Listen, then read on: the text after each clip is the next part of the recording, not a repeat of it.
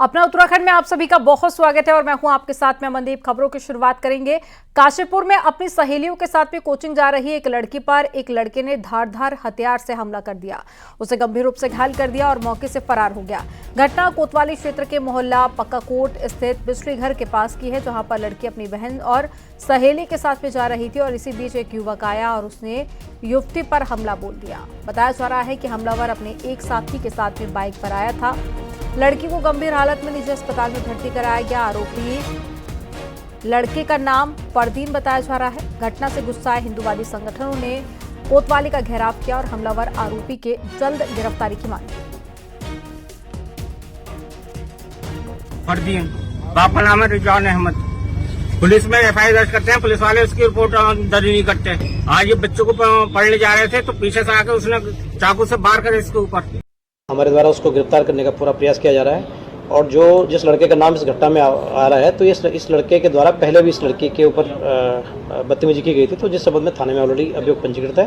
क्योंकि उस समय नाबालिग था तो नाबालिग की धाराओं में इसके ऊपर अभियोग पंजीकृत किया गया था और ये जेल गया था, उस मैटर में न्यायिक हिरासत में गया था। फिलहाल ये अभी बेल पे है। आज इस द्वारा घटना की गई, तुरंत हम अरेस्टिंग करेंगे और गिरफ्तारी करेंगे। उत्तराखंड में मशरूम उत्पादन के क्षेत्र में राष्ट्रपति से सम्मानित और हरीश रावत सरकार में ब्रांड एम्बेसडर रही दिव्या रावत धोखाधड़ी के मामले में अपने भाई समेत 2 दिन की पुणे पुलिस की कस्टडी में है। दिव्या पर आरोप है कि उन्होंने पुणे के एक कारोबारी को अपनी फर्म में पार्टनरशिप देने के नाम पर 1 करोड़ से ज्यादा की ठगी की है। आरोप यह भी है कि उल्टा ठगी के शिकार में नंदकिशोर को झूठे शिकायत पर 2022 में जेल के सलाखों के पीछे भी पहुंचा दिया।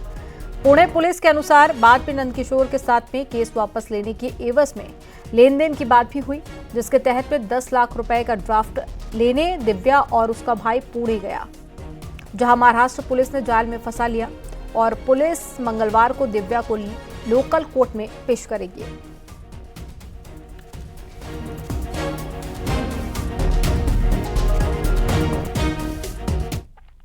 रुड़की के मंगलौर में सड़क हादसे में 2 लोगों की मौत हो गई है, जबकि 3 लोग गंभीर रूप से घायल हैं, जिन्हें हार्ट सेंटर रेफर कर दिया गया है। नारसन में कार का टायर फटने से एक भीषण हादसा हो गया।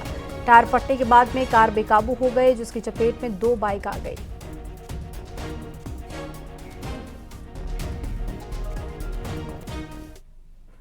उत्तराखंड में 13 ग्लेशियर झीलों को खतरनाक बताया गया।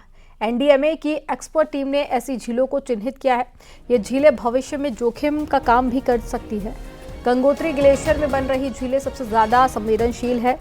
वसुधारा ताल ग्लेशियर झील भी खतरनाक हो सकती है। केदार ताल, भिलंगना और गौरीगंगा ग्लेशियर का लगातार क्षेत्र बढ़ता जा रहा है और वैज्ञानिकों ने ग्लेशियर के बढ़ते दायरे को जोखिमपूर्ण बताया है। राज्य आपदा प्रबंधन विभाग ने अब इसके लिए समीक्षा मीटिंग बुलाई है। साथ ही ग्लेशियर की निगरानी के लिए मल्टी डिसिप्लिनरी टीम बनाने का निर्णय भी लिया गया।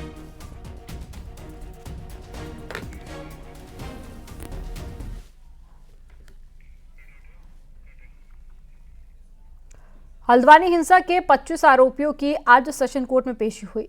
कड़ी सुरक्षा के बीच में आरोपियों की कोर्ट में पेशी हुई। कोर्ट ने सभी 25 आरोपियों को 14 दिन की न्यायिक हिरासत में भेज दिया है और वहीं कोर्ट में पेशी से पहले सभी आरोपियों का बेस अस्पताल में मेडिकल भी कराया गया। वहीं सभी आरोपियों पर हल्द्वानी में दंगा भड़काने, थाने में आग लगाने के आरोप हैं और इसके साथ ही पुलिस पर फायरिंग, थाने में घुसकर हथियार लूटने का भी आरोप है। 8 फरवरी को हल्द्वानी के बनभूलपुरा में हिंसा हुई थी।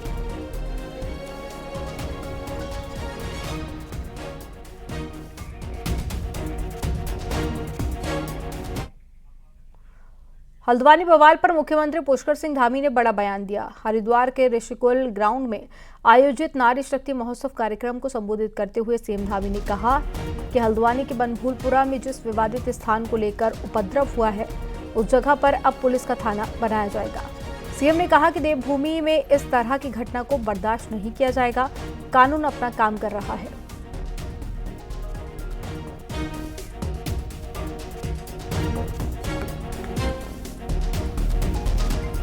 बनभूलपुरा है। ये बनभूलपुरा में जो एक बगीचा था, जो अतिक्रमण, जिस पर अतिक्रमण था, उस अतिक्रमण को हटाया गया है, जिसमें कई एकड़ भूमि निकली है। वो भूमि जहां पर आगजनी हुई है, जहां पर पथराव हुआ है, जहां पर उपद्रव किया गया है, जहां हमारे पुलिस कर्मियों के साथ सारे कानून को तोड़ने का काम किया है, पत्रकार भाइयों को भी आग में झोंकने का काम किया है। मैं आज इस मां गंगा के पवित्र तट से घोषणा करता हूं कि उस स्थान पर पुलिस का थाना बनाया जाएगा।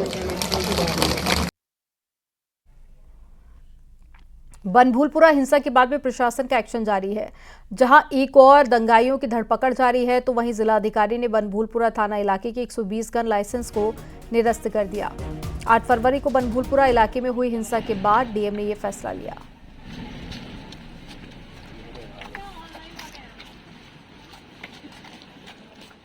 भी उस दिन की जो वायलेंस हुई थी उसके बाद से बनभूलपुरा में स्थिति सामान्य है। हल्द्वानी के अन्य क्षेत्रों में भी स्थिति सामान्य है, कंट्रोल में है।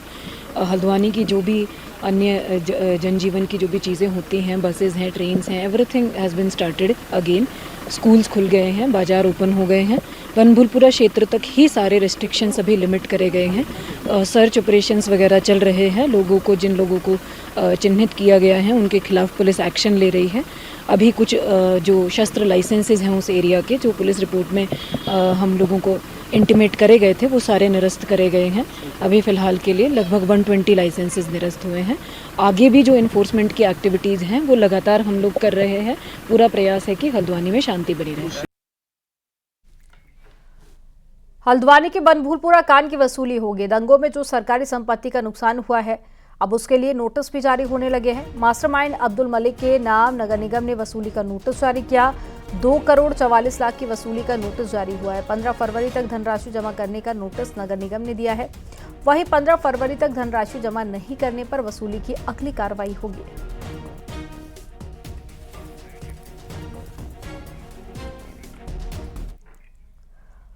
पिथौरागढ़ में सेना द्वारा परंपरागत रास्ते बंद करने से ग्रामीण खासे नाराज है।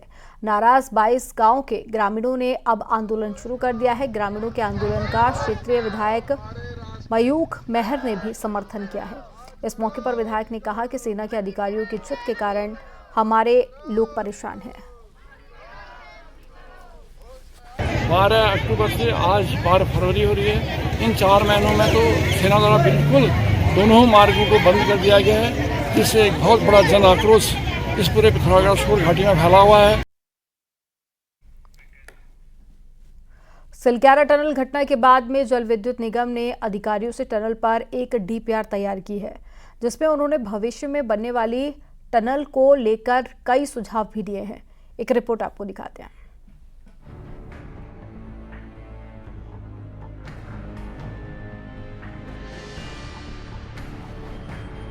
सिलक्यारा टनल हादसे के बाद देश का सबसे बड़ा रेस्क्यू ऑपरेशन चलाया गया और 41 जिंदगियों को सकुशल निकाला गया। लेकिन इस हादसे से सबक लेते हुए जिला प्रशासन उत्तरकाशी और एनडीएमए के निर्देश पर जल विद्युत निगम ने हादसे की एक डिटेल रिपोर्ट तैयार की है, जिसमें सिलक्यारा टनल हादसे के लिए कई कमियों को जिम्मेदार बताया है। रिपोर्ट में बताया गया है कि टनल बनाते समय स्कैप टनल नहीं थी। इसके अलावा सुरंग में यूम पाइप नहीं होने के साथ जियोलॉजिकल स्टडी के अनुसार कार्य नहीं होना भी बताया गया है। सबसे बड़ी कमी इसमें ये रही कि lack of SOP, standard operation procedure जिसे बोलते हैं। कोई निर्धारित गाइडलाइन नहीं थी इस संबंध में, रेस्क्यू के संबंध में। दूसरा ये भी निर्धारित नहीं हो पाया कि ये आपदा है या नेचुरल डिजास्टर। इसके अलावा जल विद्युत निगम ने अपनी रिपोर्ट में कई अहम सुझाव भविष्य में बनने वाली सुरंगों के लिए दिया है। टनल निर्माण से पहले जीएसआई सर्वे को आवश्यक बताया है। अलाइनमेंट के ऊपर से गुजर रहे नालों की डिटेल मैपिंग की जाए। सुरंग में कार्य के दौरान पोर्टल से फेस वर्किंग फ्रंट तक 900 mm व्यास का यूम पाइप होना जरूरी है। इसके साथ ही सुरंग में 200-250 mm व्यास की पाइपलाइन को भूमिगत बिछाई जाए। सुरंग में आपातकालीन स्थिति में उपयोग आने वाले उपकरणों का भी होना आवश्यक है। टनल बनने वाली जगह के पास हेलीपैड और अस्पताल होना जरूरी है। टनल निर्माण के दौरान टेक्निकल एडवाइजरी कमेटी का गठन हो, जो नियमित अंतराल पर विजिट करे और कमेटी के सुझाव पर ही काम आगे बढ़े। एडवाइजरी कमेटी में सुरंग निर्माण से जुड़े विशेषज्ञों के साथ जीएसआई और जियो टेक्निकल एक्सपर्ट शामिल हो। सेफ्टी पॉइंट ऑफ व्यू से बहुत ज़्यादा आपको ध्यान देने की जरूरत है। और इसमें जैसे है ट्रेनिंग प्रोटोकॉल, जैसे इस टाइप के अगर इंसिडेंट्स कभी होते हैं तो ट्रेनिंग का एक प्रोटोकॉल होना चाहिए, एसओपी होनी चाहिए टनल कंस्ट्रक्शन के लिए। सिलक्यारा टनल से सबक लेते हुए भविष्य में टनल के कार्य किए जाने को लेकर कई सुझाव दिए गए हैं ताकि टनल के कार्य सुरक्षित रूप से किए जा सके। न्यूज़ 18 के लिए उत्तरकाशी से बलबीर परमार की रिपोर्ट।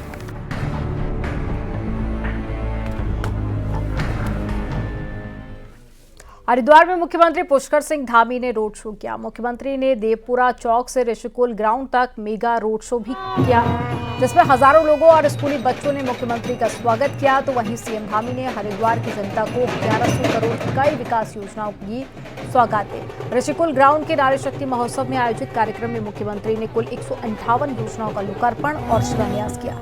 इसमें सीवर लाइन, पेयजल, पर्यटन क्षेत्रों का विकास और साथ ही पार्किंग जैसी सुविधाएं शामिल हैं।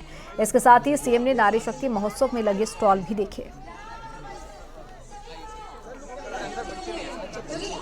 3 तस्वीरें आपको दिखा रहे हैं हरिद्वार के दौरे की सीएम की, और एक एक कर आप तस्वीरें देखिए। जहां पहली तस्वीर जब स्वागत किया गया सीएम का, दूसरी तस्वीर जहां पर लोगों में खुशी देखी गई मुख्यमंत्री के रोड शो की ये तस्वीरें, दूसरी जहां भारी भीड़ थी, और तीसरी तस्वीर आपको मंच से दिखा रहे हैं। जब मंच पर पहुंचे मुख्यमंत्री तो लोगों ने उनको माला पहनाकर फूलों की जोरदार स्वागत किया।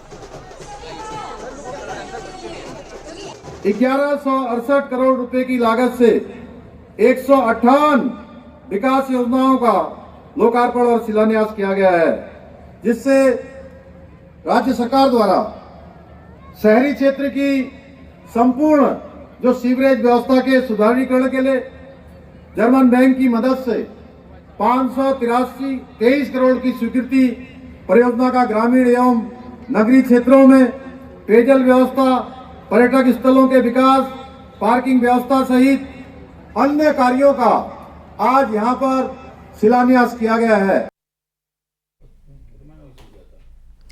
कुबेर महोत्सव के बीच में आज घड़ा भी पांडुकेश्वर गांव पहुंचा, जहां गांव के लोगों ने स्वागत किया। जोशीमठ और डिमर गांव होकर घड़ा 14 फरवरी को बसंत पंचमी के पावन पर्व पर टिहरी के राज दरबार पहुंचेगा, जहां पर बद्रीनाथ धाम के कपाट खोलने की तारीख घोषित होगी और कपाट खोलने की तारीख तय होते ही तिल के तेल निकालने की परंपरा भी शुरू होगी।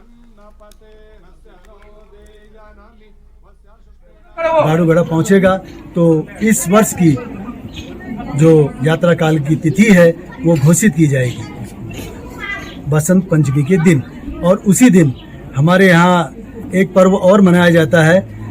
गाड़ू घड़े का जो तेल पिरोने की तिथि है वो भी इसके साथ साथ घोषित की जाती है। पांडुकेश्वर में कुबेर महोत्सव का आयोजन जैसे जैसे समापन की ओर है, मौसम में 4 चांद लगते हुए दिखाई दे रहे हैं। महोत्सव में उत्तराखंड के लोक कलाकारों को भी निमंत्रण दिया गया। उत्तराखंड के लोक गायक सौरभ मैथाणी कुबेर महोत्सव में पहुंचे। उनके उत्तराखंडी गीतों और भजनों पर कुबेर भक्त जमकर झूमते हुए नजर आए।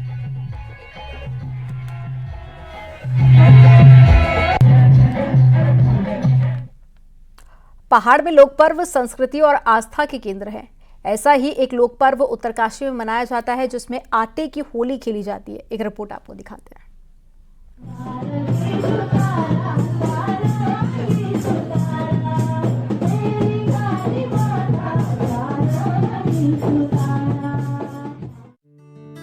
उत्तरकाशी में डुंडा ब्लॉक के वीरपुर में जाड़ भोटिया समुदाय के लोगों ने लोसर पर्व धूमधाम से मनाया।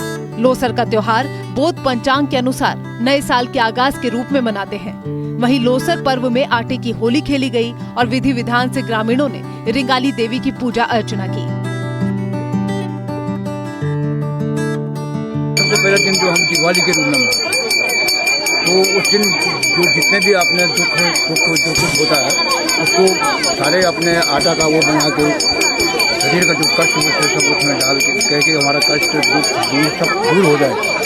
इस मेले में हम इस वर्ष का नया जो ये बसंत ऋतु आ रहा है उस उपलक्ष्य में ये वो मेला के रूप में समस्त ग्रामवासी जो है इसका मेला का खुशी मनाने इकट्ठे हुए हैं। इस दौरान भोटिया और जाट समुदाय के लोग अपनी पारंपरिक वेशभूषा में नृत्य करते हुए भी दिखाई दिए। इस दौरान क्षेत्र की खुशहाली और सुख समृद्धि के लिए रिंगाली देवी के मंदिर में प्रार्थना की गई। आटे की होली खेला जाता है और माँ रिंगाली के यहाँ बहुत धूमधाम से मंदिर में, वहाँ पर पूजा पाठ और बहुत ही मतलब हर साल के साथ वहाँ मेला मनाया जाता है, उसी वजह से समान हो जाती है। डुंडा ब्लॉक में लोग लंबे अरसे से लोसर पर्व को मनाते आ रहे हैं, जहां आस्था के साथ संस्कृति का अद्भुत संगम देखने को मिलता है। वहीं ऐसे पारंपरिक पर्वों को संजोए रखने की जरूरत है ताकि आने वाली पीढ़ियां पहाड़ की संस्कृति को जान सके और उसे समझ सकें। न्यूज़ 18 के लिए उत्तरकाशी से बलबीर परमार की रिपोर्ट।